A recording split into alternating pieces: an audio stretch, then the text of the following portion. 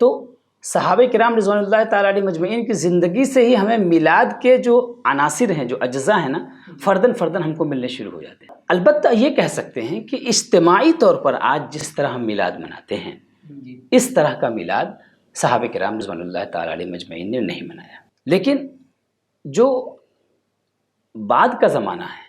بعد کے زمانوں میں باضابطہ اہتمام کے ساتھ اس شکل میں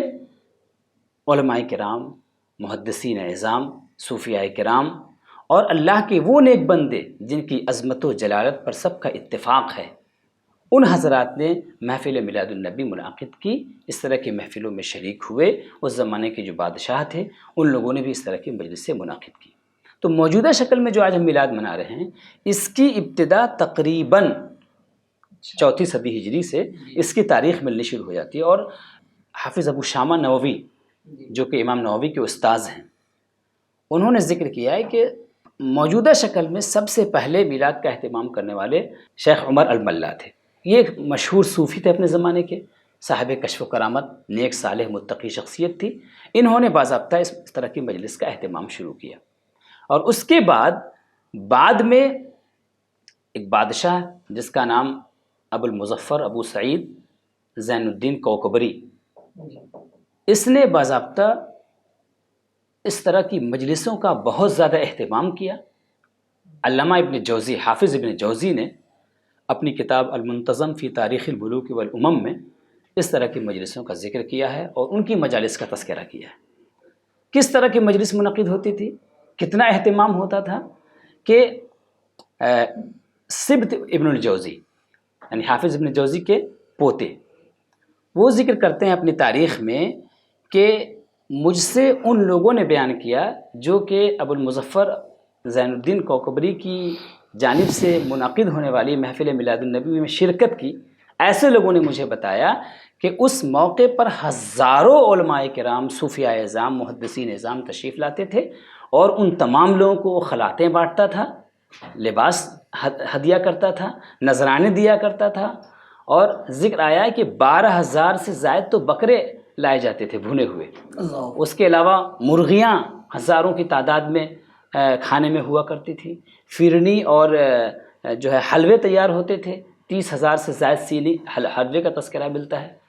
تو اور اتنا اہتمام ہوتا ہے کہ اس کا اندازہ لگایا گیا 3 لاکھ دینار وہ سالانہ اس مجلس پر خرچ کیا کرتا تھا۔ تو موجودہ شکل میں جو آج مجلس منعقد ہو رہی ہے، اس کی ابتدا 4 صدی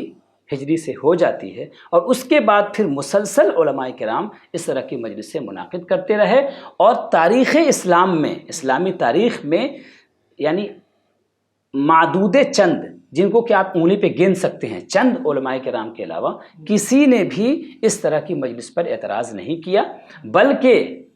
بلکہ جن لوگوں نے اعتراض بھی کیا ہے نا، انہوں نے اعتراض لذاتی ہی اپنے آپ میں مجلس میلاد النبی پر اعتراض نہیں کیا ہے، بلکہ ان کا اعتراض بعض بدعات کی بنا پر ہے، بعض خرابیوں کی بنا پر ہے۔ مثلا عورتوں کا مردوں سے میل جول، اختلاط، مرد و زن کا اختلاط، اس کی وجہ سے، یا اور دیگر منکرات جو غلط چیزیں ہیں ان کے شامل ہونے کی وجہ سے ان علماء نے سد ذرائع کی بنیاد پر اس طرح کے عمل پہ نکیر کی، اعتراض کیا انہوں نے۔ ایسا نہیں کہ انہوں نے خود مجلس میلاد النبی صلی اللہ علیہ وسلم پر لذاتے ہی اپنے آپ میں کوئی تنقید کی، ٹھیک ہے۔ تو میلاد النبی کی تاریخی حیثیت یہ ہے، اور جن لوگوں نے مجلس میلاد النبی کے جواز کا قول کیا، اس میں امام نووی کے استاذ حافظ ابن حجر عسقلانی، علامہ جزری، اور اس طرح کے بڑے بڑے علماء کرام، محدثین اعظام ہیں کہ جن کی کتابیں ہم پڑھتے ہیں، پڑھاتے ہیں، ان سے استفادہ کرتے ہیں، ان کی عظمت و جلالت پر ہم سب متفق ہیں، کسی کا ان کی عظمت و جلالت میں کوئی اختلاف نہیں ہے۔ تو جب ایسی شخصیتوں کی طرف سے محفل میلاد النبی صلی اللہ علیہ وسلم کے جواز پر اتفاق ہے، پھر ایسی صورت میں اختلاف کرنا، اور پھر اس کو بجائے اس کے کہ خرابیاں اگر ہیں تو خرابیوں کو دور کرنے کی کوشش کرنا، اور اس کے لیے جد و جہد کرنا، اور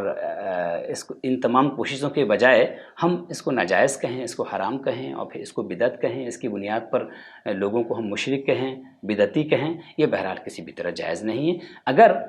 بفرض نیچے اتر کے ہم تسلیم کر لیتے ہیں کہ ٹھیک ہے یہ ایک مسئلہ اختلافی ہے بھی، تو اصول ہے، متفقہ اصول ہے کہ لا ينکر المختلف فیہ وانما ينکر المجمع علیہ، کہ جو مختلفی مسئلہ ہوتا ہے اس میں نکیر نہیں ہوتی ہے، اس میں اعتراض نہیں ہوتا ہے. اعتراض تو ہوتا ہے اجماعی مسئلے پر نا. جی پھر اعتراض کیوں؟ امام سفیان ثوری نے فرمایا کہ جب تم کسی شخص کو دیکھو کہ وہ ایسا عمل کر رہا ہے جس عمل سے تم متفق نہیں ہو اور علماء کا اس میں اختلاف ہے، تو پھر تم اس کو اس عمل سے منع نہ کرو، اس لیے کہ اس میں اختلاف ہو گیا نا. جب مسئلہ اختلافی ہے، مجتہد فی ہے، تو مجتہد فی مسئلے میں نکیر نہیں ہوتی ہے. لا ينکر المختلف فی. اہل علم کا شیوا، ان کا طریقہ یہی ہے. تو مجلس میلاد النبی صلی اللہ علیہ وسلم کی اجزاء کو اگر ہم دیکھیں گے تو صحابہ کرام کے زمانے میں موجود ہیں، اور ہر زمانے میں صحابہ کرام اور بعد کے زمانوں میں بھی علماء کرام، تابعین اعظام، تبع تابعین اعظام یہ مجلسیں گویا منعقد کر رہے ہیں، حضور کے ذکر کی مجلسیں منعقد کر رہے ہیں. لیکن موجودہ شکل کی میں جو میلاد ہے اس کی ابتدا وہ 4 صدی سے ہوتی ہے. آپ نے جو گفتگو کی ہے دل تو کرتا ہے کہ اور مزید آپ سے سنا جائے.